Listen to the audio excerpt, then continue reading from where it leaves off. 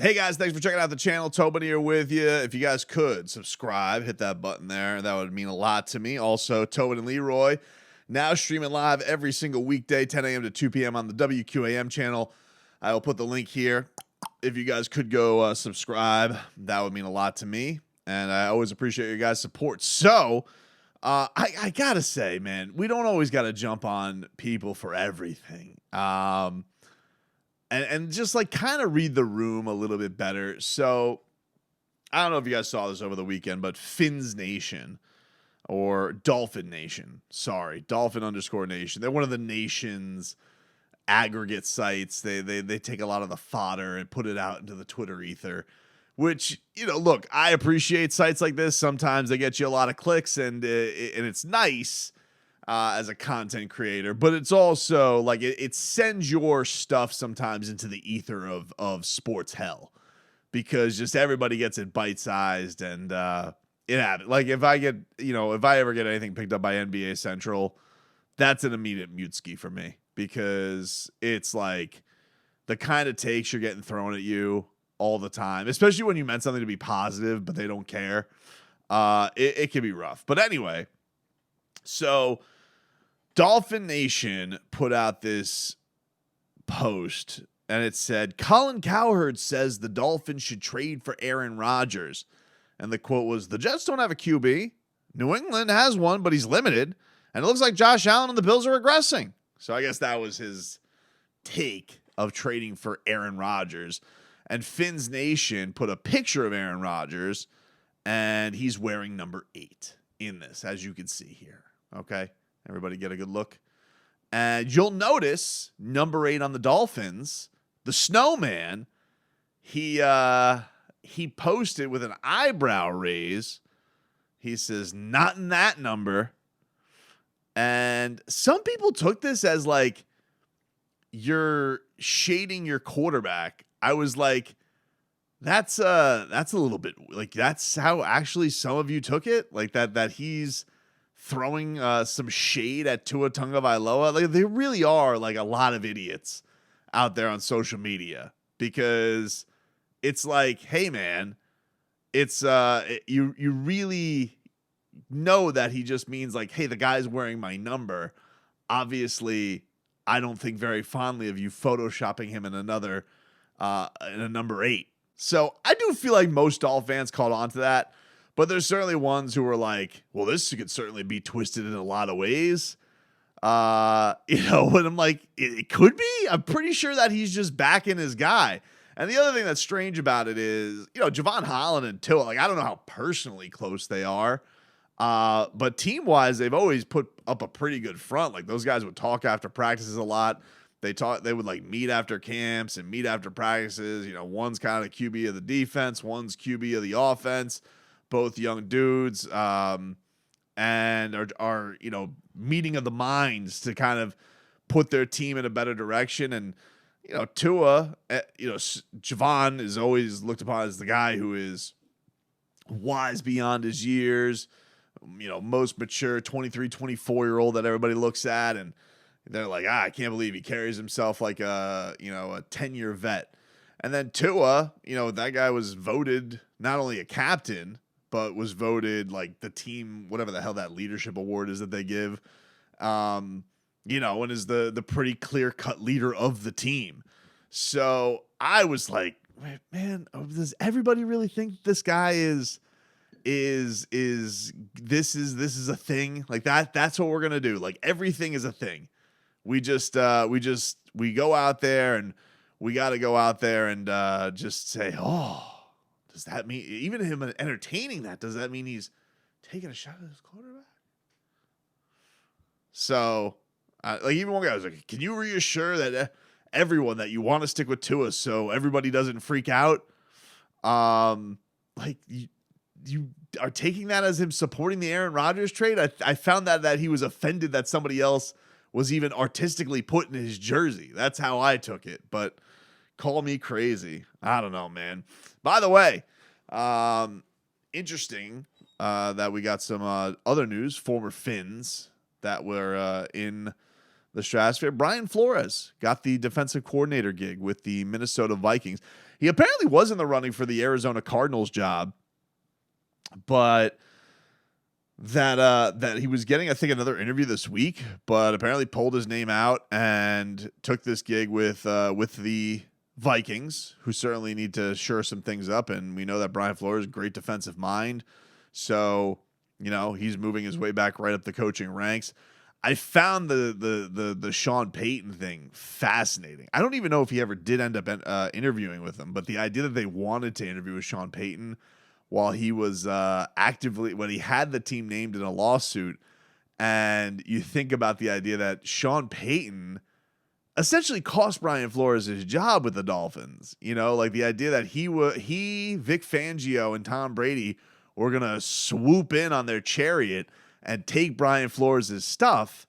And his lawsuit is the thing that blew that all up. So I found the idea that they were requesting an interview with him hilarious. I almost felt like Brian Flores should have walked into that meeting and just tried to get Sean Payton on the record so he could just strengthen his lawsuit, just so he could screw over the NFL. But he ends up in Minnesota and gets the gig with them. Fascinating, though, if he was really in the running for Arizona. That does seem to be a thing, that they are having trouble filling that void. It doesn't, like, none of the candidates I've seen are like really well known.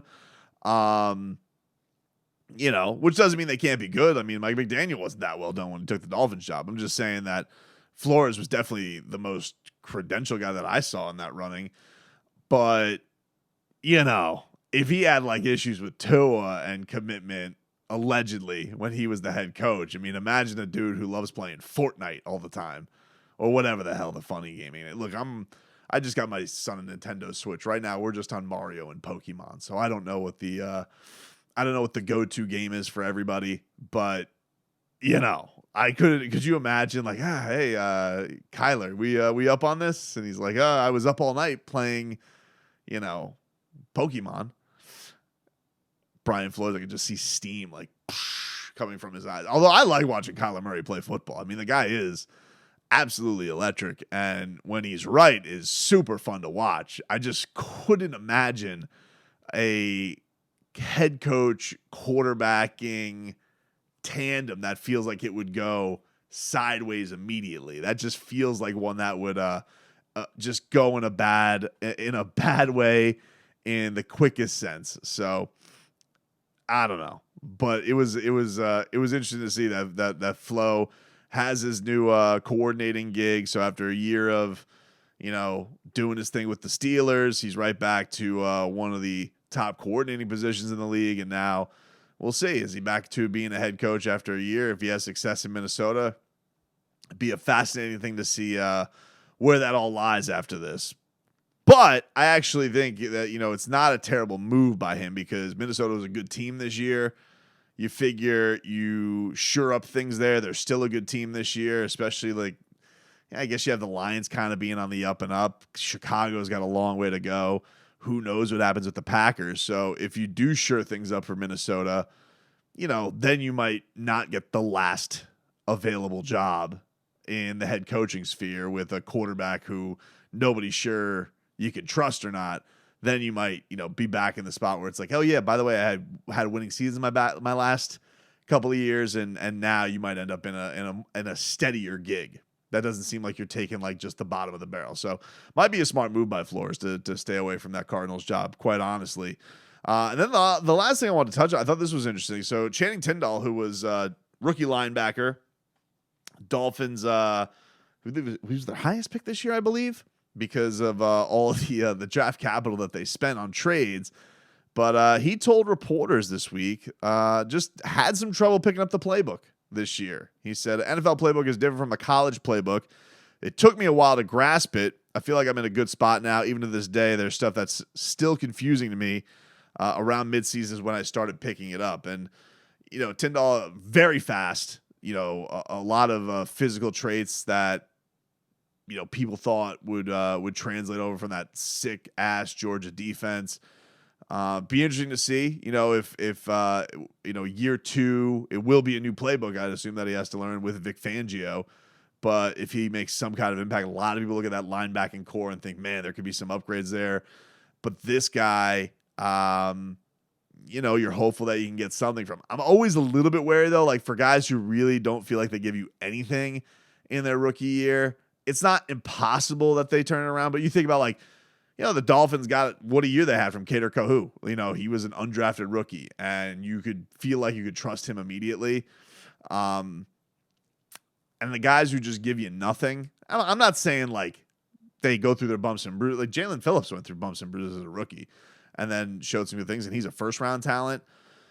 But like Noah, right? Like Noah Benogany really didn't show you anything. Hunter Long, we really haven't seen Hunter Long get along at any point yet, even knowing that, it's Gesicki and it's Durham Smythe. Like, you hope it flashes all right, like immediately year two. And maybe that's unfair, but it's like that first impression, it can be rocky, but like when you make no impression the first year,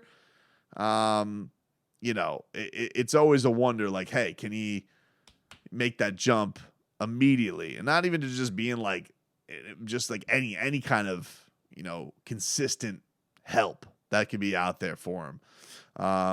But you appreciate the candidness. I do like that. The idea that he's going to be out there and excited. That, and then, you think about a guy like Erica Zukama, where, man, he flashed in the preseason like crazy, that chemistry that he had with Skylar Thompson. And he really was a non-factor, so can both of those guys step in there and give you something that is, looking and reminiscent of a productive NFL player in year two? Those are going to be some very interesting questions to see, because especially with Ezukama, like we saw him have an amazing preseason, and there were some camps I went to. That dude looked like the most dynamic guy on the field with some of the catches he would come up with. But, I think until it translates to the regular season, I don't know if anybody's really going to buy that. So anyway, stop questioning the snowman, dude. That what I'm mostly getting down to is like, hey, he wasn't shading Tua. He doesn't want anybody wearing his number in photoshops. Keep up, dum-dums.